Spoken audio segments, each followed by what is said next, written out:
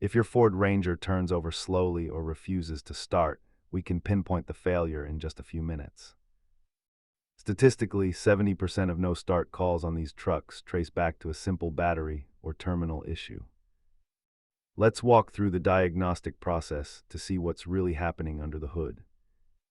Start by inspecting your battery terminals for corrosion and checking if your dashboard lights dim during the crank attempt. Beyond the battery, keep an eye out for a failing starter solenoid or a loose ground connection that prevents consistent voltage.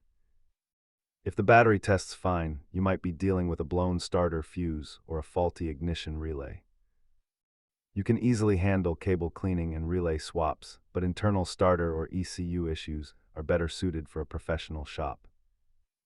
The cost varies wildly from a cheap $50 relay to a much more expensive starter motor replacement. For advanced diagnostics, use a multimeter to verify battery voltage and scan for any hidden OBD-I codes.